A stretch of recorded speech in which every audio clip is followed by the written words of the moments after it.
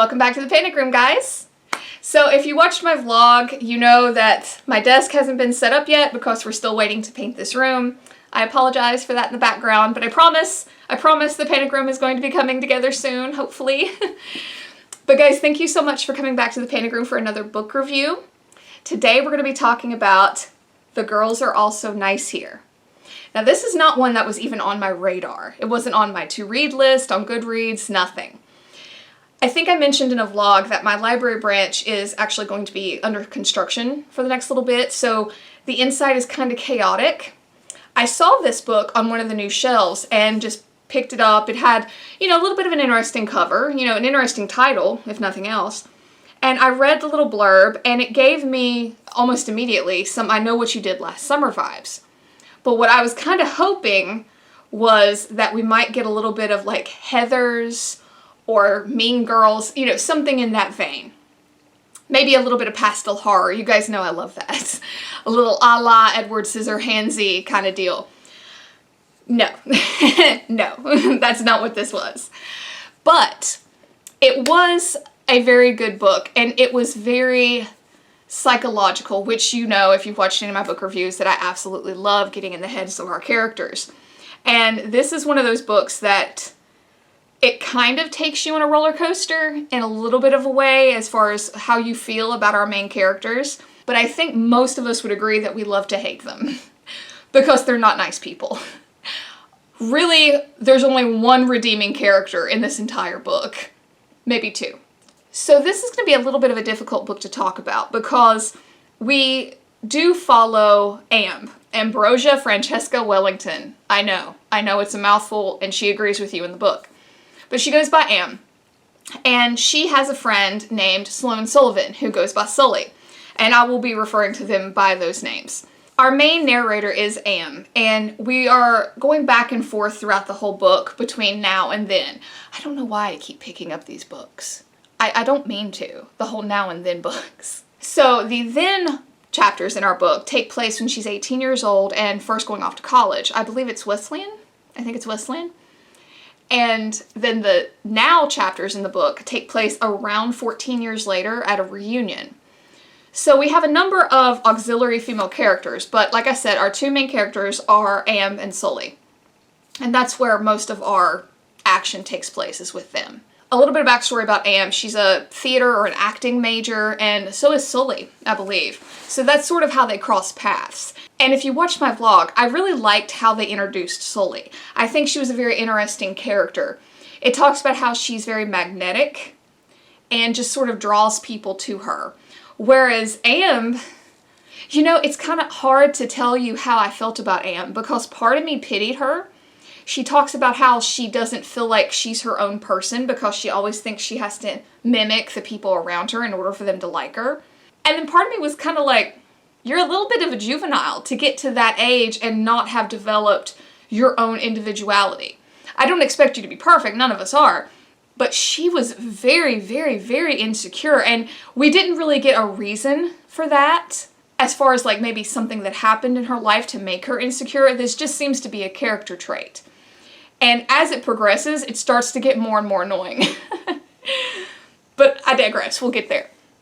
So again, a little bit of backstory. We, in our then chapters, are meeting her as she enters college. We have all of the same woes and worries that most people have experienced when they go into college. She is concerned about fitting in, things like that. And we meet her roommate, Flora, who definitely comes in later on in the story. And Flora is she's kind of described as almost like this Amish-esque kind of girl, collared dresses, things like that, fingernails painted with little flowers. Yeah, just very, very innocent, almost overly so. Almost like the author wanted to drive the point home that this was an angelic, virginal woman. We see that Amber kind of is drawn to Sully from afar, right as soon as she comes into the picture. And we see this whole venomous nature taking hold among all these groups of girls. We have a character named Ella who is described as, slightly overweight, dressing like a mother, and generally sweet, but still kind of cutthroat because she wants to fit in. We have a character by the name of Lauren who seems to be very holier than thou, kind of, you know, friend to your face, stab you in the back kind of a girl. So there's a lot of personalities at play here, and it doesn't take very long at all to see the poison start to pour out of these girls.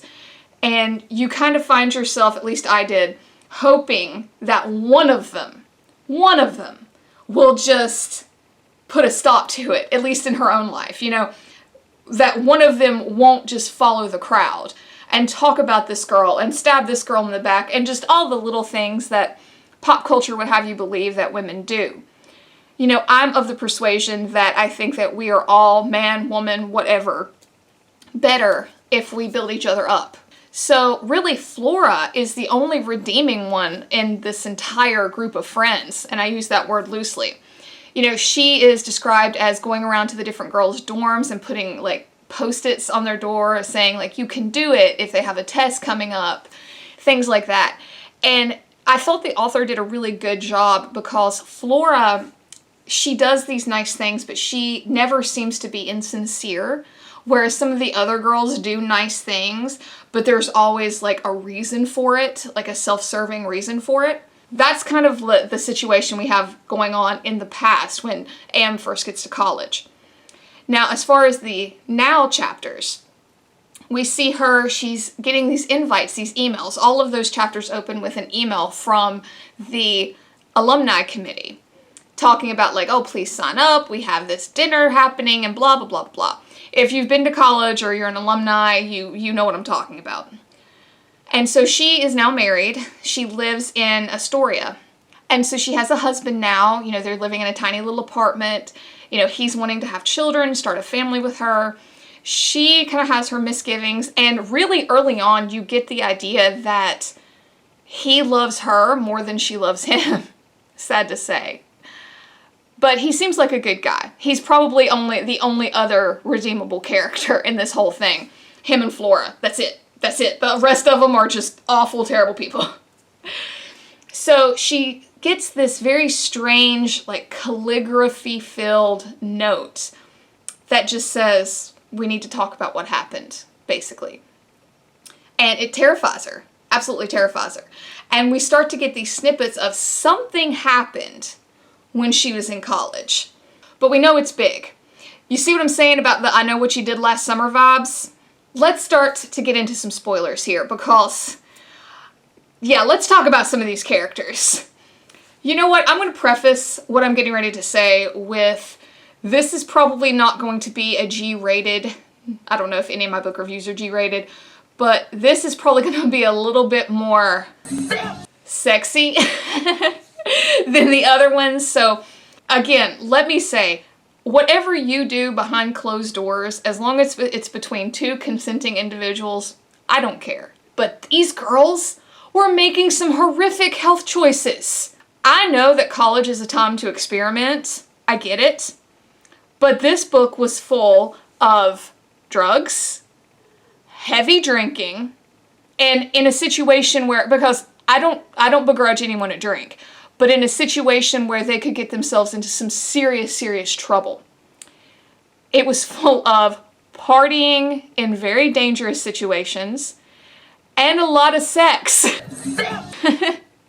A lot of sex with multiple people with no protection. And so I don't care what you do, but you need to take care of you.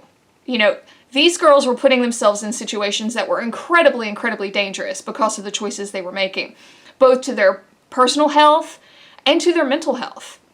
So yeah, let me just say that. I'm not judging anyone, but these were very dangerous, dangerous things. And again, as an adult, you do you, boo. But, you know, you gotta keep your own personal safety in mind. Okay? That's all I'm gonna say about this. So, moving on.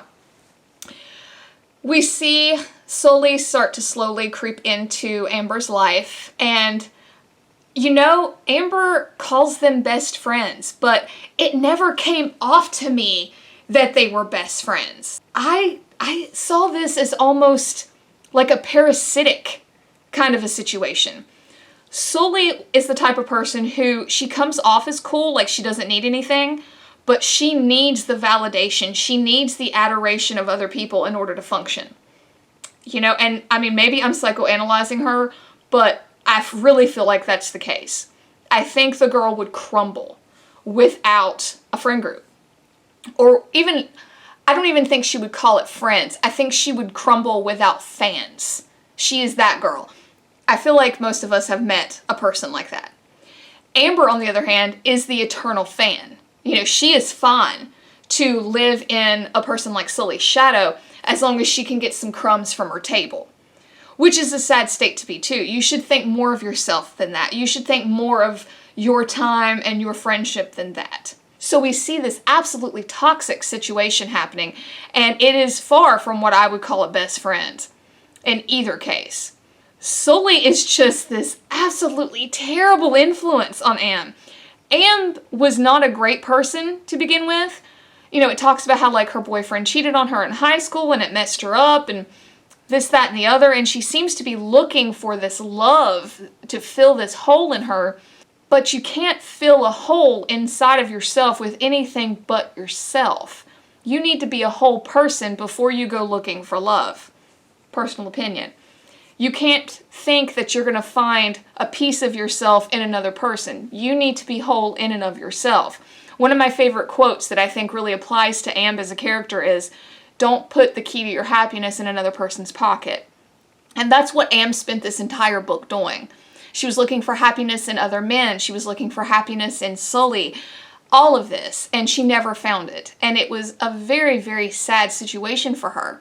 I did pity her, but I do think that there comes a time when you have to take some personal responsibility. And she didn't. She kept running from her problems. She kept trying to fill them with other things. Fill them with sex. Fill them with drugs. And we've all been there. We've all tried to self-medicate. But there comes a time when you have to really man up, woman up, whatever you want to call it, and take your own life by the throat, you know?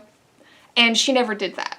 So it was very sad to watch her progression as a character, and really not even progression, her stifling as a character.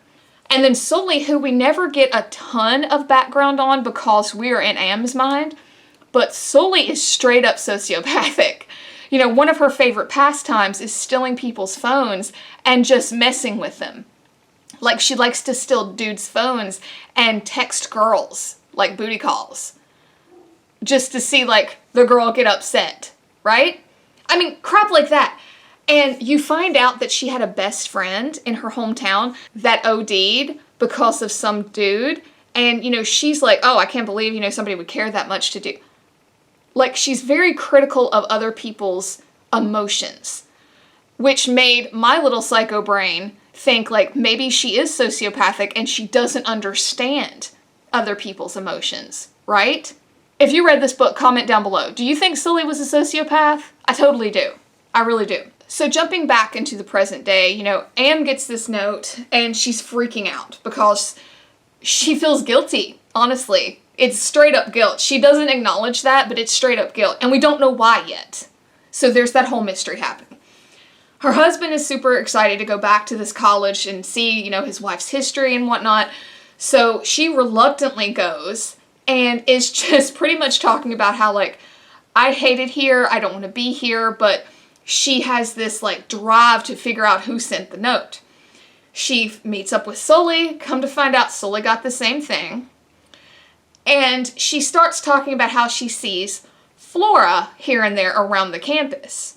Because Flora has like this whitish blonde hair, right? So then we go back to her college days in the then chapters. And, you know, we pretty much just get these scenes of horrific choices. You know, I hate to sound like I'm skipping over a lot of the book, but it did start to drag a little bit because the middle of the book was pretty much like, we went to this party and, you know, slept with this person, and then Sully did this horrible thing, and then I did this horrible thing, and then we went home and had a hangover. There was a lot of that. A lot of that. But you find out that Flora, who is still a sweetheart and still the only redeemable person among this friend group, has a boyfriend named Kevin. And it comes about one day that Am is walking across the campus, and this really hot guy comes up to her, and they strike up a conversation about John Donne, of all things. Which, if you watched my book unboxing, I actually have a John Donne book, and I love his poetry.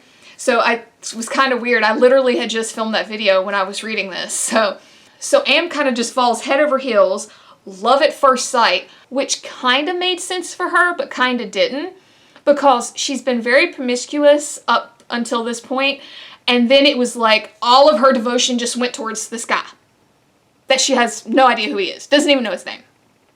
Until like 15 minutes later, when she rolls up in her dorm room, and he's sitting there next to Flora. Come to find out it's Kevin, her boyfriend. Because of course it is. But do you think that stops our sweet little Am? Not at all. Sully jumps on board for this, thinking that it's just going to be hilarious to try to break them up. Now I know what you're thinking. They're just going to try and get Kevin to cheat on Flora, right? No, that's too easy for Sully. Sully's like, leave the rest to me. They're going to try to get Flora to cheat on Kevin. Which, me personally, I was like, this is never going to happen, because Flora was too nice and too sweet. So fast forward, this whole time, Am and Kevin have been emailing. So that tells you the kind of guy Kevin is, right? So we're at Halloween. Flora talks about how she loves Halloween, but that, Kevin has kind of been really distant, and she's upset because he didn't come visit her. He's at Dartmouth. And so she's upset and decides, like, hey, can I come out with you and Sully to this party? So they go. And Flora drinks too much. She doesn't drink a lot, but she drinks too much for her. So Flora is getting sloppy drunk. And they're pretty much like, oh right, yeah, let's put our plan into action to ruin this bitch's life. And I'm just like, these are terrible, terrible human beings. And the whole time I'm thinking, my God, I'm so glad I'm not this age anymore. Aging is not the best thing in the world a lot of the time. But in a case like this, I am damn glad not to be 18 anymore. Who's with me? So they meet up with these three dudes and end up going back to their place. Sully and her guy go off into a room. Amber and her guy are on a couch. And Flora and her guy are over on a couch. Things progress. Trigger warning here. If you have sensitivity to sexual encounters, rape, things like that, just be forewarned. She hears Flora start to cry. She looks over and sees the act happening, but doesn't do anything. Doesn't even consider what it could be. So right there, that tells you what kind of woman we're dealing with in Am. I kind of just was like, all right, I'm done with her. She's awful. She's terrible. I hope she gets what's coming to her. So the next day, we see Flora is just absolutely distraught and is crying. She won't get out of bed. She's not going to class. In the meantime, they have ventured to Dartmouth to surprise Kevin at one of his frat parties. She has it stuck in her head that, he's just gonna run to her, arms outstretched, like some kind of damn romance movie. And he doesn't, because he's an 18-year-old boy. Yeah, I don't know what she expected. I really don't. At this age, I don't think the type of person that he is portrayed to be, he is not looking for, a wife at this point. He is in college, he's having a good time. That's about the extent of it. And in the meantime, Sully is actually getting bored with the situation because Am is still obsessing over Kevin, and Sully just can't get it through her head why Am can't get rid of him. She even goes so far as to take Kevin's phone at that party just to show Am that he's texting other girls. And it still doesn't do anything. So we start to see the whole Kevin thing drive a rift between Sully and Am. So jumping back to present day, we start to see more and more emails. Am becomes consumed with having her husband not find out who she was in college. And lo and behold, Kevin rolls back into the picture. You find out that Kevin, Sully, and Am have all gotten these weird calligraphy notes. So they are pretty much obsessed with keeping Am's husband in the dark and finding out who sent these notes. Because, she's terrified it's like this one detective, Felty, who has never let the case go. Yeah, she's slowly unraveling in present day.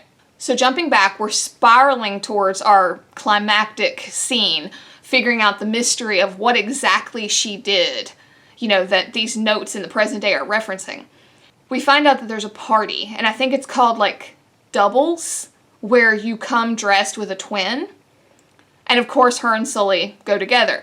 And it's talking about how like they're both wearing mesh tops and chokers and this, that, and the other. And so Flora goes to this party, right? Is completely out of her mind. I think she'd been drinking, but Kevin shows up and they pretty much have this like altercation on the dance floor. And Flora runs off.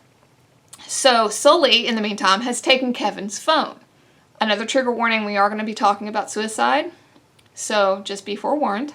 Sully and Amber take Kevin's phone into the bathroom. And Amber starts to text Flora from it. Because she thinks that Kevin just needs to man up and break up with Flora so that he can be with her. Which he's stringing Am along. Don't think he's innocent in this. So they essentially start to text Flora, you know, like, hey, you know, this isn't going to work out. And Flora's like, can you please come here and let us talk? You know, I'm afraid of what I might do. And Am actually texts back, why don't you just go ahead and do it then and stop talking about it? You know what? I don't even care if you don't like a person. You don't take it that far. Life is sacred. Personal opinion. So Sully is super impressed with this because of course her sociopathic ass is. So Sully's like, give me the phone. I'm gonna go take it back to Kevin. Mentions that she wipes it off before she puts it back in there. Now, if that didn't convince you that the bitch is a sociopath, I don't know what is, because she was thinking, right? So Sully disappears. Kevin and Am end up in the bathroom. And Am talks about how it wasn't the romantic interlude that she thought. No shit. Anyway, I mean, I'm done with these two at this point. I really am. Like I said previously, I'm just super glad that that dramatic part of my life has passed, and I have stopped pitying them at this point. Both of them are just terrible human beings that you love to hate. Well done characters, but you love to hate them. And so Sully has disappeared at this point, but magically comes back when Am and Kevin return to the party. They decide they're going to go back to the dorm, and when they get there, there's police everywhere. Now, it doesn't take a genius to figure out what probably happened, right? So sure enough, Flora's body was found in the bathroom. She had gotten Am and herself these mugs that said best and friend. And she had actually slit her wrists with shards of one of these mugs, which is just absolutely brutal. Kevin, come to find out, had left the party previously and had been the one to find her. And when he found her, he screamed. And Ella, one of the auxiliary women, heard it because she was sick, so she was in her dorm room.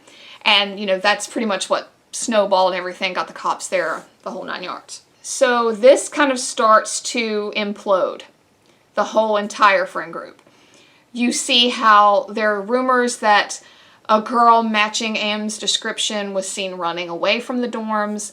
You know, Kevin is being blamed as just the asshole boyfriend, you know, that caused Flora to do this.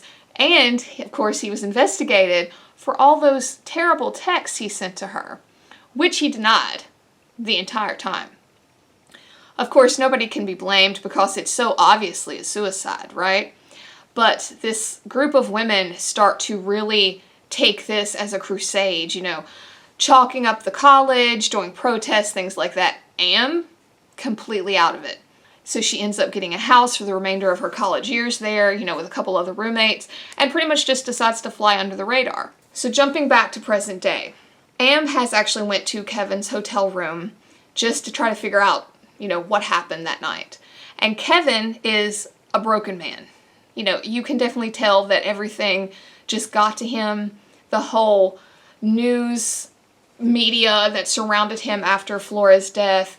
You know, he's an alcoholic at this point and is just working with his father. I don't think he even graduated Dartmouth.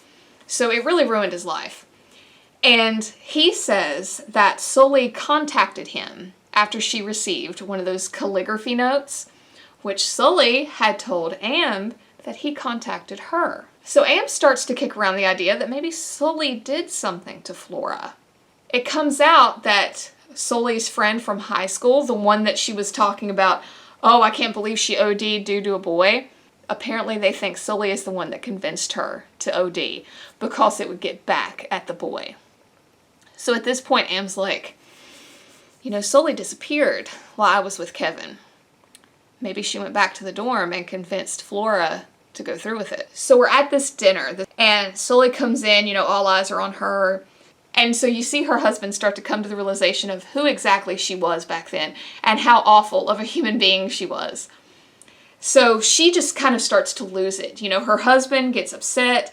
She actually ends up telling him that she's pregnant. He accuses her of lying, saying that you're just trying to tell me this so that I'll stay. He storms out back to their room. Sully disappears with him. The other girls are like, you better go after him, the kind of woman Sully is. And she mentions something about the emails. And the other girls are like, what emails? She's like, the ones from the alumni committee. No, we didn't get any emails. So she looks at the emails and realizes that they're not from the college. They're from a Gmail address. So as she's looking down, she sees the menu for this dinner, and it's in the same calligraphy as the notes. And she notices that the calligraphy is from, like, Poppy's pretty pens.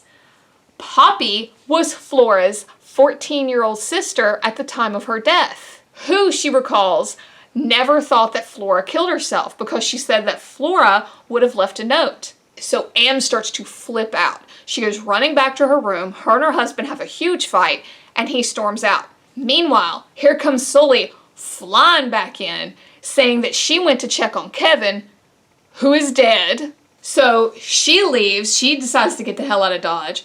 And as Amber is sort of just flipping out in her room, she hears the door open, thinking it's either Sully or her husband coming back. It's Poppy.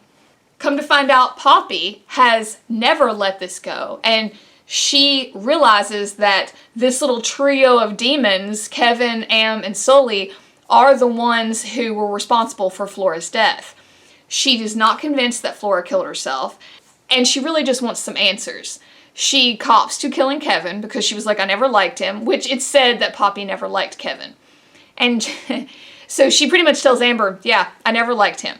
So here comes Sully running back in, right? So now it's the three of them, kind of like this face-off, final boss kind of deal.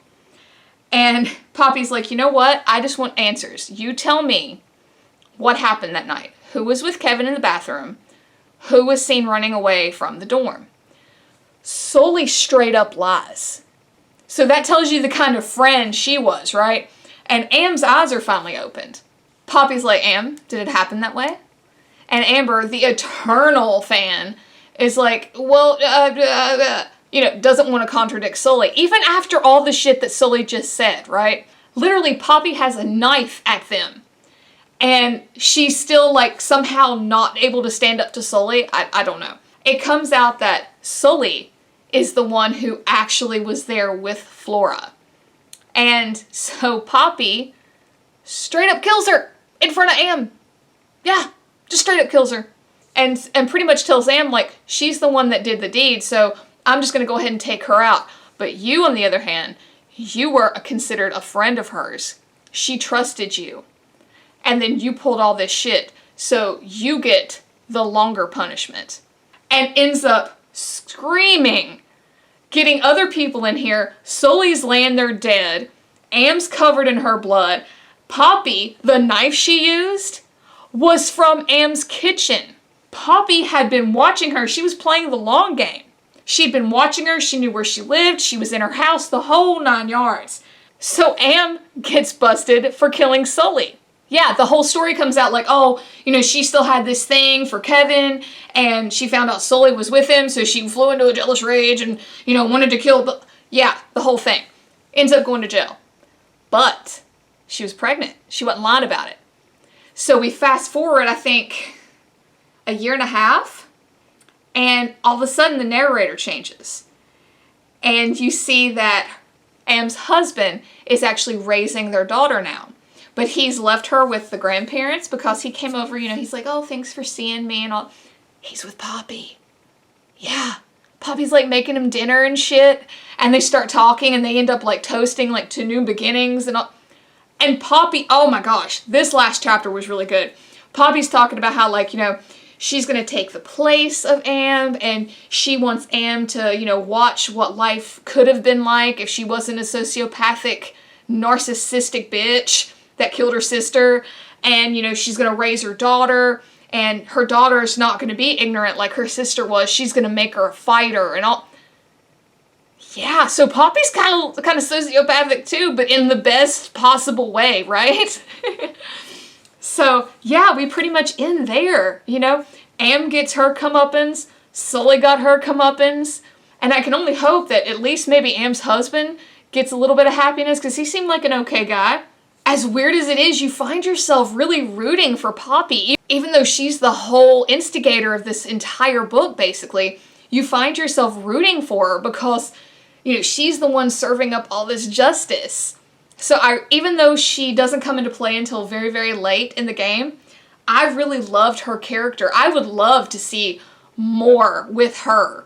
You know, maybe another book with her, because just her voice in that last chapter was awesome. If you read this book, tell me down below, what do you think? What did you think of Poppy in that last chapter? I thought it was awesome. So guys, I'm so sorry if this review came off a little rambly.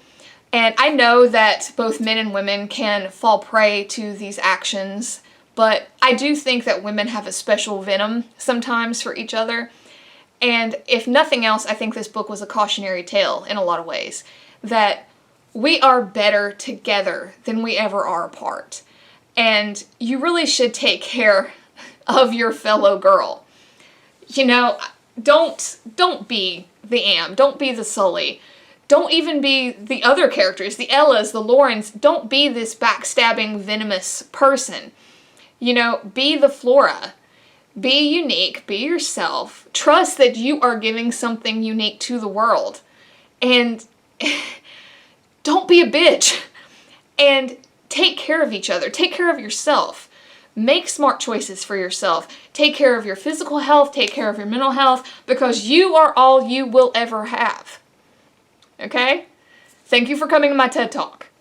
So guys, thank you so much. Please like and subscribe. It would really help me out. I so appreciate you guys watching this video. And I will see you next time in the Panic Room. Bye for now.